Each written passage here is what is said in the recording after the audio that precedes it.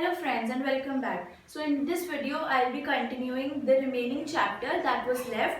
So if you people haven't watched the first part, that means all the important topics that I have covered there. So you can go below to the description, the link will be there. अच्छा, अब कुछ की controversies थे। सबसे पहले जो की controversy थी वो थी एग्रीकल्चर वर्सेस इंडस्ट्री। अब कुछ लोगों ने एग्रीकल्चर को सपोर्ट करा और कुछ लोगों ने इंडस्ट्री को। तो इन लोग का ये कहना था कि एग्रीकल्चर वालों का कि India being an agricultural country जिसकी इकोनॉमी ही एग्रीकल्चर पे बेस्ड है, तो हमें सिर्फ और सिर्फ एग्रीकल्चर पे ध्यान देना चाहिए। तो जिन्होंने ये एग्रीकल्चर को सपोर्ट करा, इन्होंने क्रिटिसाइज करा हमारा सेकंड 5 ईयर प्लान।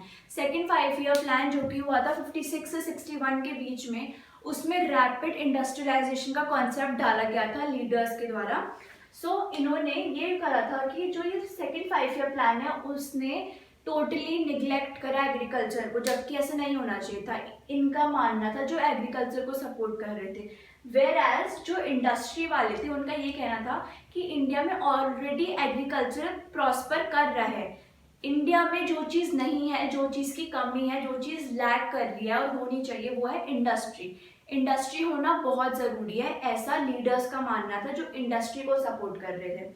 तो जो चौधरी चरण सिंह थे, तो उन्होंने एग्रीकल्चर वाले को सपोर्ट करा। उन्होंने कहा कि एग्रीरियन सेक्टर है हमारा, तो एग्रीकल्चर को ही आगे बढ़ावा देना चाहिए, ना कि इंडस्ट्री को।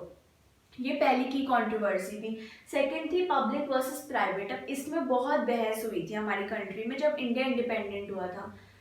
पब्लिक वर्सेस प्राइवेट का ये मानना था कि जो लीडर्स थे, पहली चीज़ तो वो बहुत कंफ्यूज्ड थे कि हम लिबरल कैपिटलिस्ट मॉडल अपनाएं यूएस का जो कि डेवलप्ड कंट्रीज का है, या सोशलिस्ट मॉडल अपनाएं जो यूएसएसआर का है। तो ये बहुत कंफ्यूजिंग था।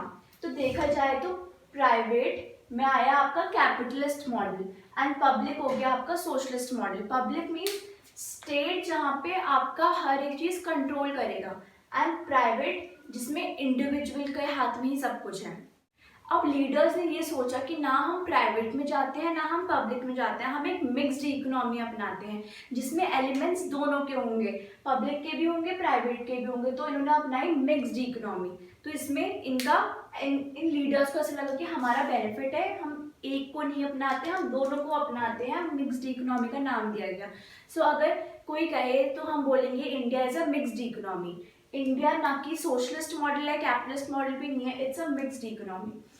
क्रिटिक्स काफ़ी थे। जो पब्लिक वाले हैं उसमें काफ़ी क्रिटिसिज्म हुए थे और क्रिटिसाइज बहुत करा था इसको। तो ये दो की कंट्रोवर्सीज थी जब इंडिया इंडिपेंडेंट हुआ था तब की। मेजर आउटकम्स थे कुछ: foundation, land reforms and the green revolution. जो early phase of plan development ये चल रहा था इंडिया में, तो इसका था कि it must begin by acknowledging, ये जो पीरियड में फाउंडेशन ले करी गई है इंडिया की कि फ्यूचर में इंडिया ऐसा होना चाहिए। एक फाउंडेशन ले करी गई थी और एक प्लान बनाया गया था। उसमें आपका काफ़ी ज़्यादा अच्छी इंप्रूवमेंट हुई थी, डेवलपमेंट हुआ था। फाउंडेशन कैसी बनी?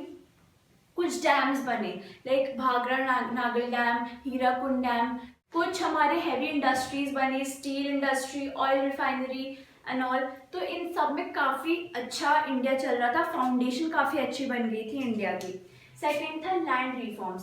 सबसे इम्पॉर्टेंट चीज़ जो कि था, अबॉलिशन हो गया था जो कॉलोनियल टाइम में ज़मींदारी सिस्टम था और ज़मींदार रूल करते थे पॉलिटिक्स उस समय की। तो ये सिस्टम जो लैंड रिफॉर्म्स में था, ये आपका ख़त्म हो चुका था, अबॉलिश हो चुका था और कई अच्छी चीज़ें आ चुकी थी। थर्ड थी आपकी ग्रीन रेवोल्यूशन। अच्छा, अब यहाँ पे आपका बीच में कहीं पे फूड क्राइसिस हुए थे। फूड क्राइसिस ने इंडिया को बिल्कुल पॉवर्टी लाइन में पहुंचा चुका था, तो कुछ करना था। तो लीडर्स ने ये सोचा कि हम उन एरियाज में उन फार्मर्स को हेल्प ना देके, जिनके पास कुछ नहीं है उनको देते हैं कि जिनके पास कैपेबिलिटी है ऑलरेडी प्रोडक्शन को आगे बढ़ाने की, हम उनको हेल्प देते हैं। तो वहाँ उन्हें इरिगेशन फैसिलिटीज़, फर्टाइल सॉइल वहाँ ऑलरेडी थी, like Punjab, some parts of Uttar Pradesh and Bihar. वहाँ के फार्मर्स के पास कैपेबिलिटी थी कि वो प्रोडक्शन आगे बढ़ा सके, क्योंकि अल्टीमेटली लीडर्स को ये ख़त्म करना था फूड क्राइसिस। इंडिया में फूड की शॉर्टेज थी और बाहर से फूड अंदर आता था, लाइक यूएस से। तो ऐसा नहीं करना था कि हम बाहर से फूड को अंदर आने दें, इम्पोर्ट करें। हमें खुद का प्रोडक्शन चाहिए था, खुद का स्टॉक चाहिए था। तो लीडर्स ने उन फार्मर्स को हेल्प दी जो ऑलरेडी वेल ऑफ थे इन सब चीज़ों में, उनको ना दे के जो नहीं थे। तो अगेन उन फार्मर्स को उन्होंने pesticides, HYV seeds, irrigation facilities, इन सब का दिया अच्छा। तो उन्होंने अच्छा प्रोडक्शन दिया लाके, लेकिन उन डिसएडवांटेज क्या था कि इतने सारे पेस्टिसाइड्स, HYV सीड्स का यूज़ हुआ कि सॉइल इरोजन होने लग गया था और आगे इतना प्रोडक्शन बढ़ नहीं पाया। और उन एरियाज के लिए बहुत ज़्यादा डिसएडवांटेजेस था जहाँ पे लीडर्स ने हेल्प नहीं करी। लीडर्स का उस समय का मानना भी ठीक था कि उन्होंने सोचा कि जो फार्मर्स ऑलरेडी वेल ऑफ हैं, जो एरियाज ऑलरेडी सही हैं, उनको हम हेल्प देते हैं ताकि इंडिया के लिए कुछ प्रोडक्शन हो पाए। लेकिन जिनको हेल्प नहीं मिल पाई वो पूरे डिसएडवांटेजेस पोजीशन में थे। सो ग्रीन रेवोल्यूशन से काफ़ी हेल्प भी हुई थी इंडिया को और उसके फार्मर्स को। तो ये एक अच्छा स्टेप था लीडर्स के उसमें पार्ट में कि उन्होंने ग्रीन रेवोल्यूशन वो लेके आए। सो ये बहुत अच्छा रोल था। इसके बाद बहुत सारे लेटर डेवलपमेंट्स भी हुए थे।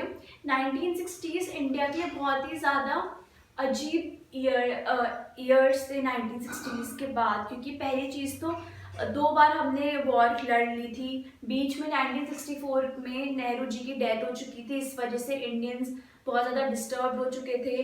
फूड क्राइसिस, पॉवर्टी, इन सब ने बहुत ज़्यादा ख़त्म कर दिया था इंडिया को। तो कुछ अदर डेवलपमेंट्स भी हुए थे। इंदिरा गांधी आई थी, उससे पहले लाल बहादुर शास्त्री का हम रोल देखेंगे शॉर्ट पीरियड के लिए। इसके बाद आने वाले चैप्टर्स में हम देखेंगे कि कैसे इंदिरा गांधी ने कुछ और डेवलपमेंट्स करे, नेशनलाइज करे बैंक्स और प्रिवी पर्स एंड ऑल, जैसे आप लोगों ने सुना होगा, उसका अबॉलिश करा। सो हम वो आगे आने वाले चैप्टर्स में देखेंगे। Okay, so this was the end of this video. So now entire chapter has been covered by me. You can revise and go through it, and if you people have got any queries, you can mention it below in the comment section. Thank you.